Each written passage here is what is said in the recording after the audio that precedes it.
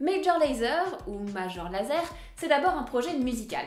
Vous le connaissez peut-être pour des titres et clips comme Bubble Butt, Pomme de Flore et plein d'autres. Le style mélange musique électronique, reggae et dancehall. Mais ce qui nous intéresse nous, c'est que sur les couvertures d'albums et dans des clips, apparaît plusieurs fois un personnage portant un béret rouge de paramilitaire. Il s'agit de dit Major Lazer, mascotte du groupe. Le personnage de Major Lazer a été créé par l'artiste Ferrigo, avec pour mission de créer un commando Rasta avec un laser à la place du bras. Les références données, je pense elles sont assez visibles, étaient G.I. Joe et Musclor. Major Lazer a été animé pour la première fois en 2009 dans le clip de Hold the Line qui leur a donné l'idée de faire une série animée. Il leur aura bien fallu 5 ans pour concrétiser le projet. Depuis 2014, Major Lazer a sa série d'animation à lui. La série se passe dans une Jamaïque du futur, devenue la première puissance mondiale. La Maison Blanche s'y est relocalisée et est toujours aussi oppressive, forçant les habitants à rejoindre la résistance. Pour les y aider, ils ont sorti de sa cryogénisation Major Lazer, venu a priori de notre époque.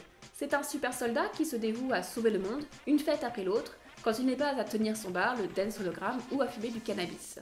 Gardien du groove, samouraï du dancehall, il a un cœur de lion et un bras de laser. Ce que je suis en train de vous lire là, c'est la description du personnage sur le site et c'est fabuleux.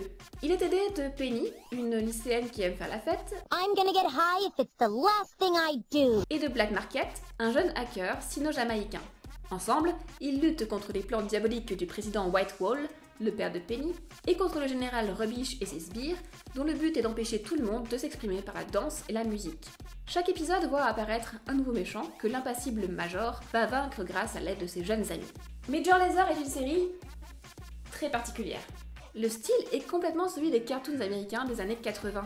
Le grain VHS, les couleurs délavées, les gros contours, le design vieillot des personnages, leur choix vestimentaire, l'animation très limitée, les méchants ridicules, on se croirait dans un épisode de G.I. Joe ou Captain Planet, avec des moustachus à lunettes teintées, quand les dessins animés a été de longues publicités pour des jouets et qu'on avait des messages éducatifs pas du tout subtils à destination des enfants.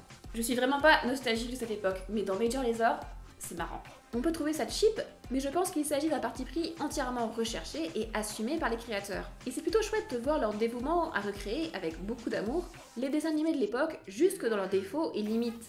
C'est assez peu animé, il y a beaucoup de réutilisation, les dialogues sont volontairement ringards, les intrigues sont répétitives et débilettes, le héros se tourne vers la caméra pour donner des conseils aux spectateurs, etc.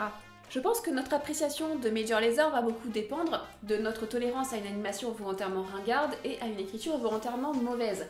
Et donc surtout ça va dépendre de notre humour. Pour vous donner des exemples d'à quel point la série est barrée, le premier épisode montre Major Lazer partir en vacances fumer de l'herbe pendant que Penny fait un bad trip où il faut la sauver du méchant Mary James. Il y a un épisode où quelqu'un vole toutes les lignes de basse de toutes les musiques du monde. Un épisode où le méchant veut empoisonner le monde avec du sirop contre la toux. Un épisode où on apprend que, à chaque éclipse solaire, des vampires adolescents viennent passer un Vampire Weekend sur Terre. Un épisode où il faut reconquérir Ibiza après que ses occupants ont été transformés en monstres après avoir été étouffés dans une soirée mousse. J'aurais jamais pensé aligner ces mots dans une même phrase. Et ça, ce n'est que pour les intrigues. Mais si on parle des comédiens, sachez que John Boyega joue le rôle d'un chinois de 11 ans et que c'est tout à fait crédible.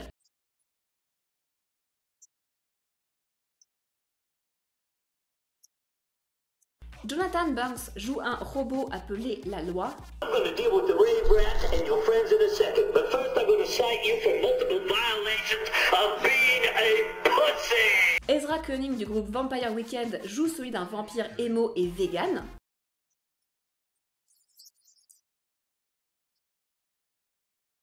Et J.K. Simmons joue le rôle d'un président décrit comme vieux, riche, blanc, corrompu, conservateur, élitiste, raciste et encore une fois très très blanc.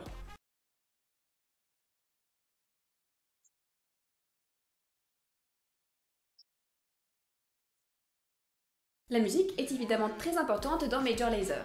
Dans ses intrigues, bien sûr, puisque tout tourne autour de musiciens, de concerts, de rave, de danse, etc. On y montre des fans de reggae, de K-pop, de country, d'électro, tous unis par leur envie et besoin de faire la fête.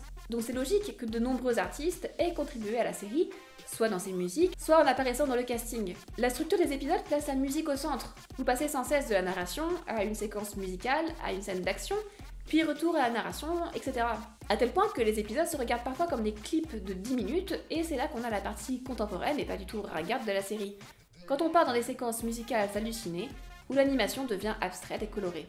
Voilà un peu ce que je pourrais dire sur Major Lazer. J'ai trouvé ça vraiment étrange, mais en même temps plaisant et rigolo, et je suis contente qu'ils aient droit à une saison 2. Elle est beaucoup plus maligne que son vernis ringard le laisse penser. Les clichés sont ironiques, les méchants sont joyeusement exagérés, et avec toute la musique qu'il y a dedans, ça ne m'étonnerait pas que ça vous donne envie de danser. Mais c'est sûr qu'elle se destine à un public très particulier. Si vous êtes nostalgique des cartoons des années 80, cette série peut vous intéresser. Si vous aimez la musique du groupe Major Lazer aussi. Et si vous êtes curieux d'une expérience hallucinée, vous serez servi.